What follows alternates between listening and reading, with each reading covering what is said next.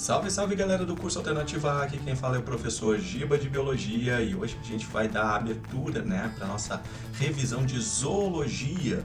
Então o reino animal ele tem bastante coisa para a gente revisar, então eu dividi em diversas partes esse conteúdo aqui de zoologia. Então a gente vai ver a zoologia de invertebrados 1 e 2 e depois a zoologia de vertebrados para a gente fechar. Eu não vou me aprofundar, pois aqui a gente tem um intuito, o objetivo justamente de fazer a revisão dos principais conceitos, das principais características aqui de cada um dos filos que compõem o reino animal. Mas antes da gente ir diretamente para a nossa aula, não esquece de deixar aquele teu like aqui na aula do SOR, compartilhar com os amigos, compartilhe essas aulas aí para o pessoal ter acesso a esses conteúdos aí maravilhosos que o curso Alternativa A está trazendo para vocês, né? Não esquece de te inscrever aqui no canal e ligar o sininho ali para vocês receberem as notificações toda vez que o curso Alternativa A disponibilizar uma nova aula aí para vocês, beleza? Bora para a nossa aula?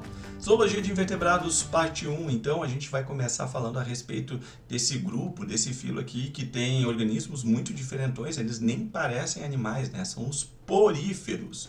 Uma característica marcante dos poríferos é que esses animais eles não possuem folhetos embrionários. Então, não tem ectoderme, mesoderme, nem endoderme.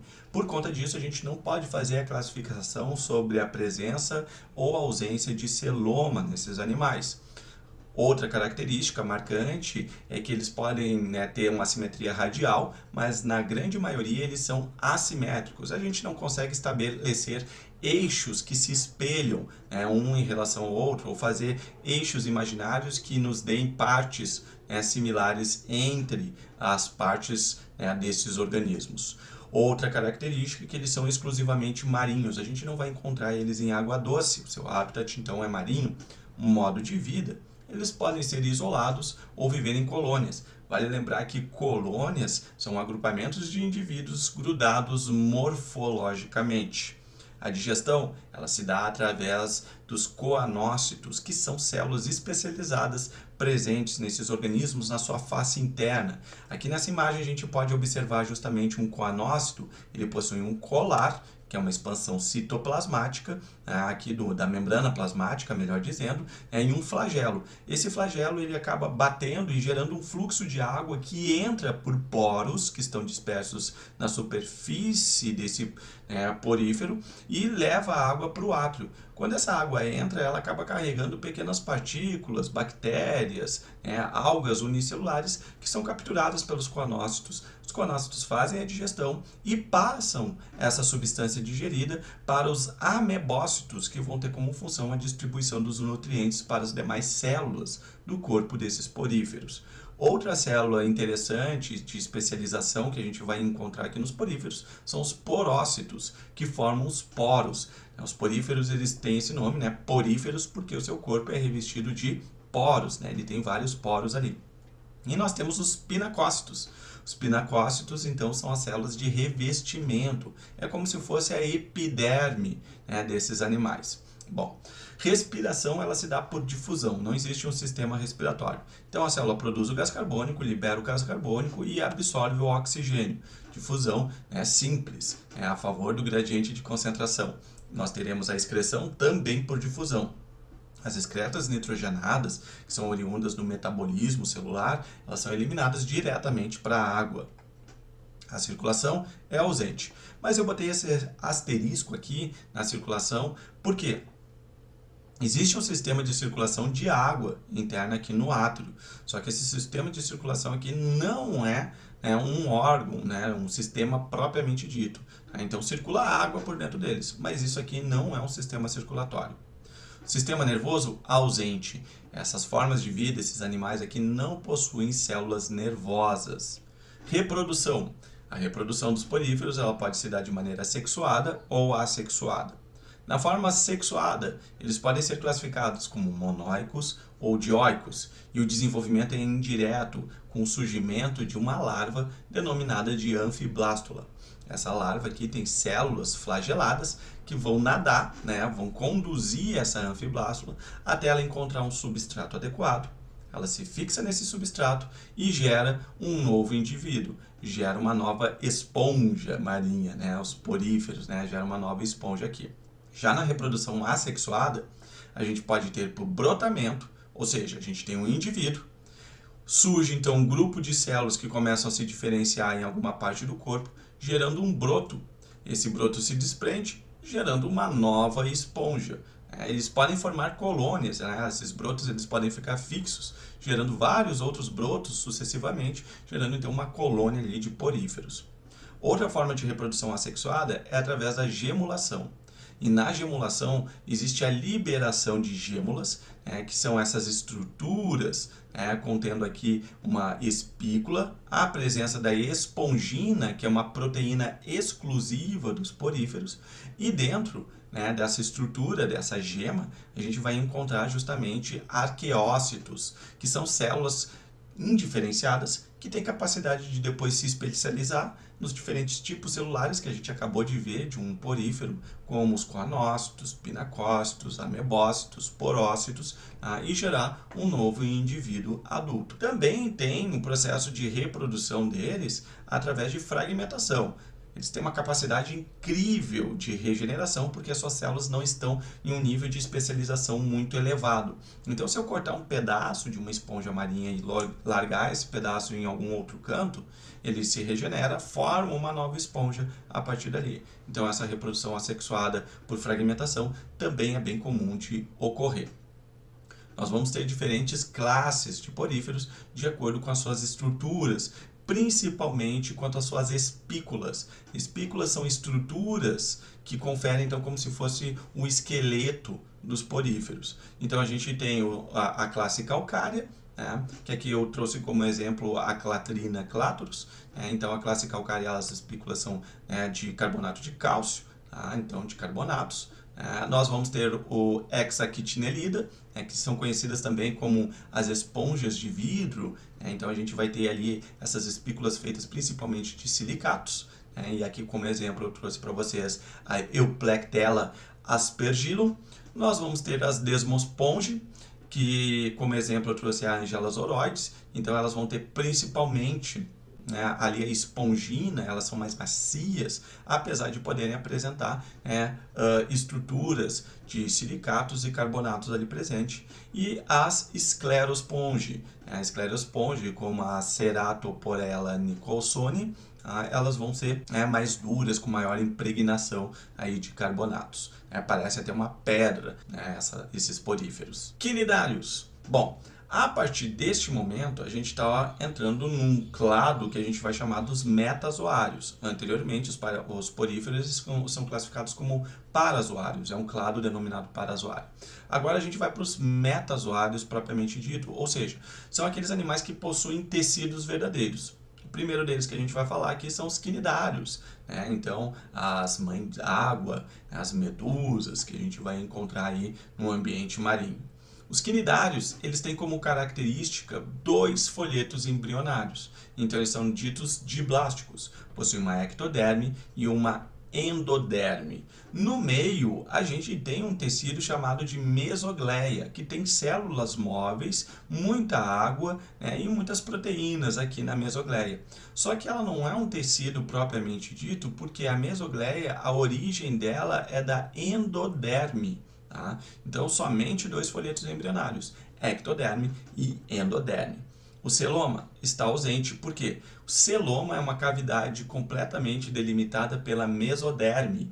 Então, não tem mesoderme aqui, então não tem como dizer que tem celoma. Então, a gente não usa essa classificação para eles aqui. A simetria é radial, algo bem característico dos quinidários. O habitat aquático, modo de vida, eles podem ser isolados ou formar colônias, como a caravela portuguesa. Cada tentáculo numa caravela portuguesa é um indivíduo. Existe um indivíduo que é responsável pela formação da bolsa de flutuação, outros indivíduos que são responsáveis pelo processo de digestão, outros que são responsáveis pelo processo de reprodução. Então, todos esses indivíduos estão grudados morfologicamente, formando uma estrutura que muito parece uma mãe d'água. Só que como não é um único indivíduo, é uma colônia de vários indivíduos grudados morfologicamente. A digestão, ela pode ser extra e intracelular, ou seja, a gente tem uma cavidade gastrovascular aqui, onde enzimas digestivas são lançadas no alimento capturado, feita uma digestão inicial, a absorção desses nutrientes, e aí feita a digestão desses pedaços, que vão ser absorvidos e distribuídos nutrientes para os demais componentes desse organismo, para as demais células desse organismo. Respiração, ela é cutânea por difusão, então diretamente na superfície do corpo é feita a troca dos gases respiratórios. Excreção é a amônia e é feita por difusão, então não tem um sistema excretor propriamente dito, então simplesmente libera as excretas nitrogenadas que vão ser liberadas na forma de amônia direto para o ambiente aquático. Circulação ausente, mas aqui novamente tem esse asterisco porque existe essa cavidade que eu denominei de cavidade gastrovascular. A cavidade gastrovascular, ela serve tanto para o processo de digestão, como promover um fluxo de substâncias, de nutrientes que vão ser distribuídos por dentro do corpo desse animal. Então, a circulação não tem o sistema circulatório propriamente dito, mas a cavidade gastrovascular, ela acaba sendo utilizada por esses animais para fazer distribuição de nutrientes. E o sistema nervoso? Aqui a gente tem células nervosas, existem neurônios nos quinidários. E esses neurônios, eles são responsivos. O sistema nervoso deles ele não é centralizado, ele vai ser difuso. Então as células nervosas elas estão distribuídas por toda a superfície desse quinidário. Então não existe um cérebro propriamente dito. E a gente pode encontrar nos quinidários duas formas de vida. A forma livre, medusoide, a medusa, e nós vamos ter uma forma de vida séssil, que é fixa, que é a fase de vida, então, de pólipo.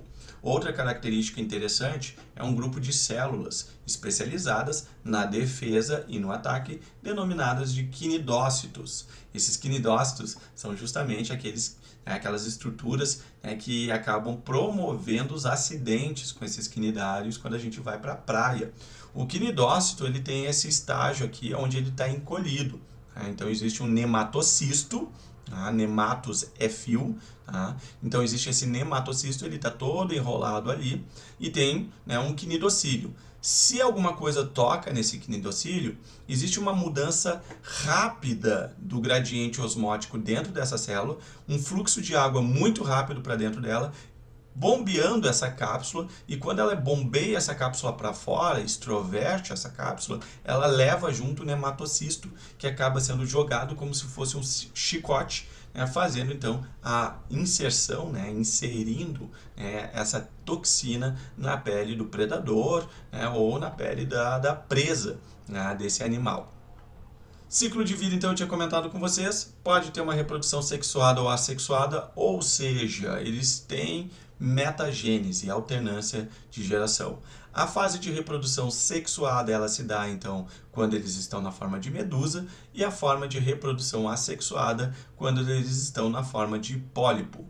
Na reprodução sexuada, existe a produção de espermatozoides e de óvulos, formando o zigoto e uma larva. E o nome da larva que costuma ser cobrada é justamente a plânula. Então vejam, a larva dos poríferos a gente denomina de anfiblástula. Aqui a gente vai chamar essa larva de plânula, que vai nadar, encontrar um substrato e aí se tornar um novo pólipo, que é a fase de vida séssil. E a reprodução se dá então através de fragmentação de pedaços, gerando pequenas medusinhas, que a gente vai denominar de éfiras, que vão amadurecer em medusas adultas capazes de fazer a reprodução sexuada. Aí a gente fecha o ciclo de vida aqui dos quinidários. As classes. Então a gente vai ter diferentes classes, como os hidrozoários ou hidrozoa, a Physalia physalis, a caravela. Então eu tinha comentado, isso aqui é uma colônia, gente, olha que loucura, isso aqui é uma colônia. Essa bolsa aqui é um indivíduo, cada um desses tentáculos é um indivíduo também. A velela, que é parecida com a caravela, mas não é a caravela, também é um hidrozoário. Nós vamos ter os cubozoários e os sifozoários. Cubozoários, a gente tem aqui a vespa do mar, um dos animais mais perigosos dos oceanos, os quinidócitos, melhor dizendo. Vamos lá. Nós temos aqui os cubozoários e os sifozoários, o cubozoa e sifozoa, e a gente vai ter aqui a vespa do mar, a Chironex fleckleri, é um dos animais mais venenosos dos oceanos, e o seu cnidócito, a toxina que é liberada, ela é tão potente que se a pessoa for apanhada por esses cnidócitos, pode vir a óbito em questão de poucos minutos, em torno de 3 a 5 minutos, ela tem uma parada cardiorrespiratória. Tá? A gente vai encontrar a Chironex fleckleri lá na Austrália, tá? Na costa da Austrália, está presente aqui. Aqui na costa do Brasil a gente não vai encontrar ela. Tá? Outra que a gente vai encontrar aqui, é a Chrysaora fuscensis. Então ela é um sifozoário. A diferença de um cubozoa para um sifozoa é a forma do seu corpo, da região do sino. Então aqui ela tem uma forma mais de cubo, enquanto essa aqui tem uma forma mais de um guarda-chuva. Tá? Outra classe que a gente vai encontrar é os antozoários. E os antozoários, o interessante deles é que a fase medusoide está completamente ausente. Então eles não têm fase medusoide, somente a fase de pólipo, tá? Que é a fase séssil. E a gente vai encontrar aí as anêmonas, os amores perfeitos, tá? E essa é a maior classe de quinidários, compondo aí mais de 6.000 espécies. São eles os responsáveis pela formação dos recifes de corais. Próximo filo, a gente vai entrar agora no novo clado, o clado denominado Bilateria. Aí o primeiro grupo que a gente vai encontrar são dos plateumintos. Quem são os plateumintos? São os vermes chatos. Vamos conhecer eles aqui. Plateumintos, características, possuem 3 folhetos embrionários. Aqui então a gente vai ter a ectoderme, mesoderme e endoderme. Eles vão ser acelomados. Visto que existe mesoderme, agora a gente já pode olhar para o animal e verificar. Tem celoma ou não tem celoma? Tá? Já que tem mesoderme, pode ter celoma. Nesse caso, eles não possuem celoma. Eles são completamente rechadinhos. Não existem cavidades internas a não ser a cavidade gástrica. Tá? Simetria. Isso aqui é uma novidade, isso aqui é importante a gente deixar em destaque. Bilateral. Antes a gente tinha uma simetria radial ou assimétrica, agora é bilateral. E o surgimento da bilateralidade promove o processo de cefalização dos animais, ou seja, formação da cabeça, e a cabeça passa a se tornar o centro nervoso, tá? Então o centro de coordenação desses animais. Habitat pode ser dulcícolas de solo, parasitas e alguns poucos também podem ser marinhos. A digestão possuem o sistema digestivo, só que o seu sistema digestivo, o tubo digestivo, ele é incompleto. No caso de alguns parasitas, o tubo digestivo é até mesmo ausente, tá? Mas sistema digestório incompleto, ou seja, o mesmo orifício por onde entra a comida é o orifício por onde sai as fezes dele.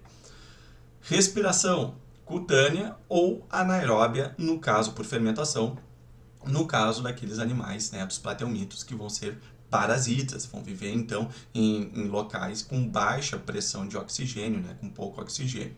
E cutânea, a difusão dos gases ocorre diretamente pela superfície do corpo.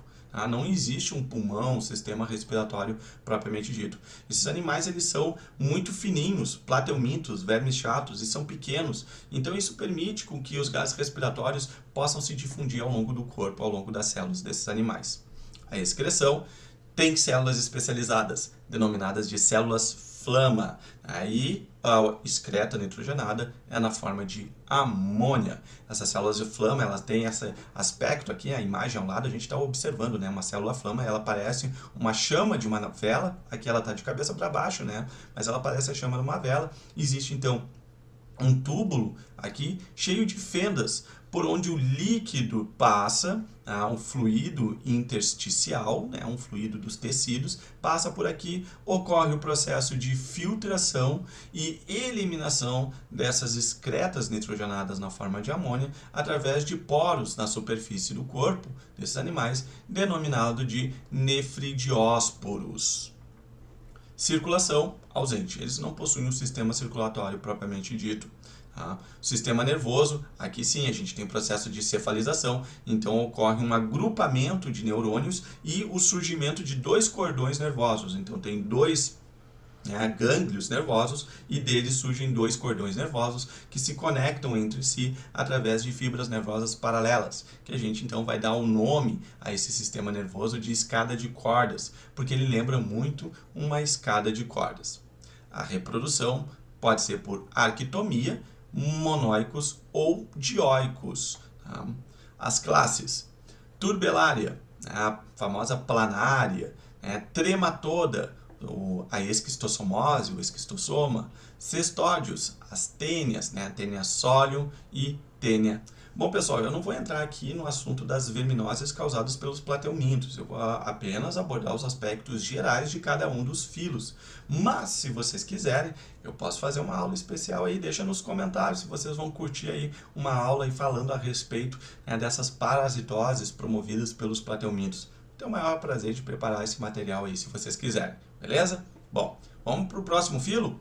Vamos falar dos moluscos, E a gente entra agora num outro clado que a gente vai chamar do clado Lophotrochozoa. O porquê que tem esse nome Lophotrochozoa? Porque os animais dentro desse clado, incluem os moluscos e os anelídeos, eles possuem uma larva do tipo trocófora. E essa larva trocófora, como a gente pode ver aqui ao lado, ela tem essa forma muito característica. Tá? Sistema digestório completo, com uma boca e um ânus. Tá? E nós vamos ter essas regiões ciliadas aqui, uma banda ciliar no meio, que a gente vai chamar de prototróqueo, e os cílios apicais.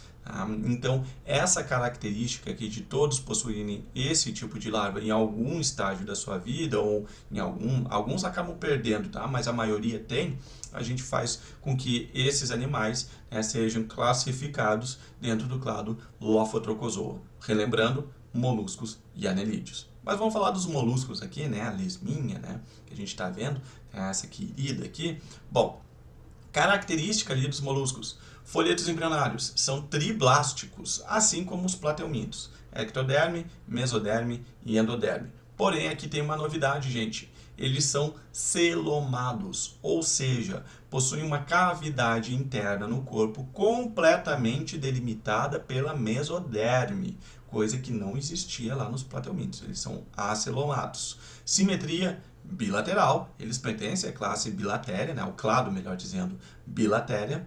Tá? O habitat do cícula, de solo úmido, terrestres e marinhos. Só não voa. Tá?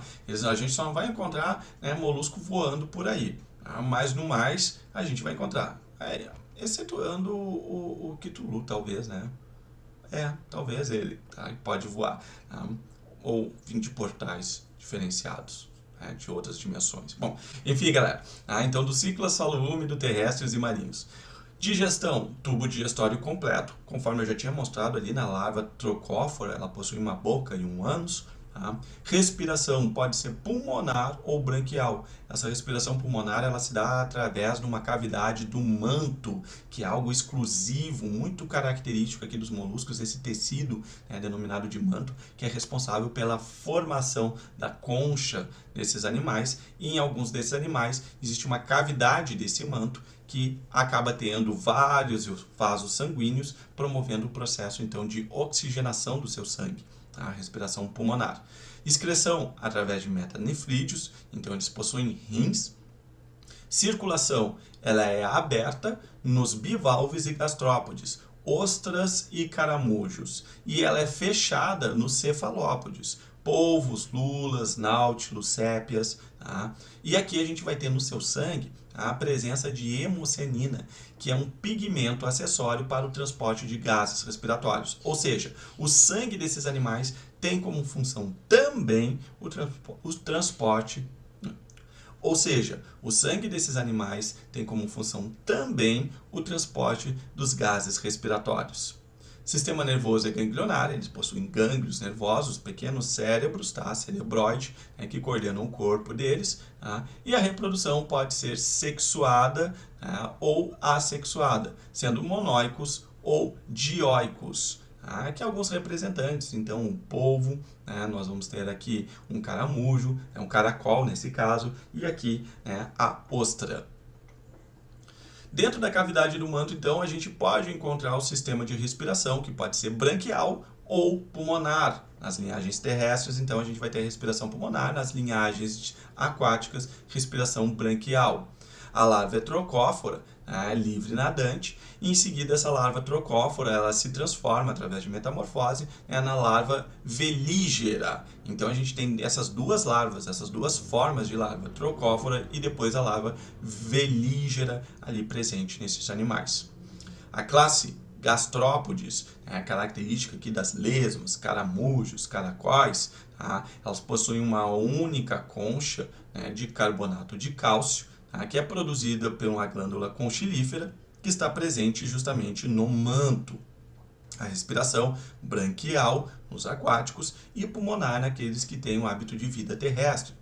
O desenvolvimento ele é direto naqueles que vivem em terra firme e indireto nos aquáticos. O corpo consiste então num pé muscular, que tem glândulas de secreção de muco que ajudam o deslizamento deles, a cabeça, com os órgãos sensoriais, então a gente tem ali os olhos, a presença, e a massa visceral, que fica protegido aqui dentro dessa concha.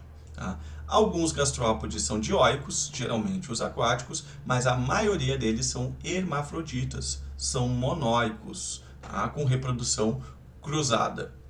Bivalves, ou também conhecidos como pelecípodas. Aí a gente vai encontrar dentro dessa classe as ostras, vieiras, os mexilhões. Eles possuem duas válvulas, eles possuem duas conchas que se abrem e fecham. Existe um pé modificado, muscular, não muito forte até por sinal, que acaba fazendo com que promova a abertura e o fechamento dessas duas conchas desses animais. A respiração é branquial, eles são aquáticos. O desenvolvimento é indireto, com a presença da larva trocófora, que sofre metamorfose, dando origem então à larva velígera.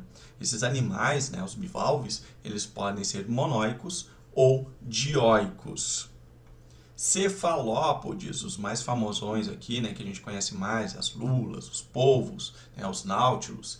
Então, a gente vai ter esses animais, uma característica que eu já tinha comentado logo no início, aqui quando eu comecei a falar dos moluscos, que eles têm circulação fechada. Isso aqui é muito cobrado ali na URGS, essa relação de comparação de sistemas circulatórios. Eles possuem 3 corações, olha só que massa.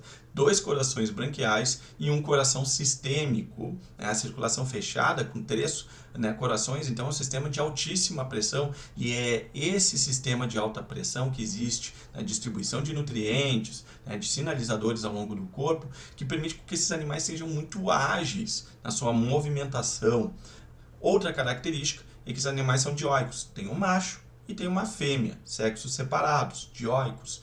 E a gente tem o desenvolvimento direto, ou seja, dos ovinhos nascem então polvinhos, ou lulinhas, ou nautiluzinhos. Então não existe fase larval, desenvolvimento direto nos cefalópodes. Anelídeos, as minhocas, também pertencem ao clado Lophotrochozoa, conforme eu tinha comentado anteriormente. Os anelídeos, eles têm uma característica muito interessante. Eles são triblásticos, são celomados, tem simetria bilateral, mas aqui eu destaco para vocês o termo metameria, ou seja, eles possuem o corpo dividido em partes, segmentado. O habitat pode ser ducícola, solo úmido, terrestres, marinhos, a gente vai encontrar anelídeos marinhos. A digestão, eles possuem tubo digestório completo, com a presença da moela, que é um órgão de trituração, e o tiflossole, que são dobraduras do intestino desses animais, aumentando a superfície de contato com o alimento que está passando por ali, maior absorção de nutrientes. Respiração ela é cutânea ou branquial. Excreção, metanefrídeos, possuem rins e eles podem excretar amônia, geralmente aqueles que são aquáticos, ou ureia naqueles que são terrestres. A circulação ela é fechada, eles possuem um sistema de vasos sanguíneos por todo o corpo, com presença de hemoglobina como um pigmento de transporte dos gases respiratórios. Seu sistema nervoso é ganglionar. E a reprodução sexuada, eles são monóicos, mas pode ter a reprodução assexuada também, por fragmentação do corpo. No caso deles serem monóicos, isso significa que eles são hermafroditas. Tem os 2 sexos, mas fazem a reprodução cruzada entre eles. E aqui a gente tem 3 representantes, a minhoca, Nereis ou verme do mar, e nós vamos ter a sanguessuga. Vejam que existe uma característica muito marcante nos anelídeos, que parece que o corpo é feito de anéis. Vamos dar uma olhada então nas classes dos anelídeos. A primeira classe que a gente vai ver são os poliquetos.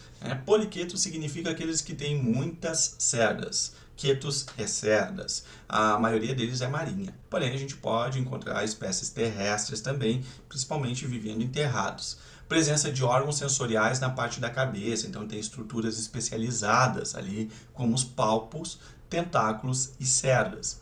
A respiração pode ser branquial ou cutânea. Além da hemoglobina, esses animais podem ter a clorocruorina ou a hemieritrina, que vai ajudar justamente o transporte dos gases respiratórios. Reprodução, eles são dioicos, sexos separados, um macho e uma fêmea, tá? E o desenvolvimento é indireto, então vai ter o surgimento de uma larva trocófora aqui. E podem ter reprodução assexuada, através de fragmentação do seu corpo. Então ele se divide, pedaços do seu corpo se separam, gerando então 2 novos indivíduos. Hirundíneos, ou também denominados de aquetos, são então anelídeos que têm poucas cerdas. Eles são hematófagos, são animais então que bebem sangue, se alimentam de sangue, sendo ectoparasitas. Esses animais, eles têm ventosas orais e posteriores que ajudam justamente a fixação à superfície do corpo do hospedeiro.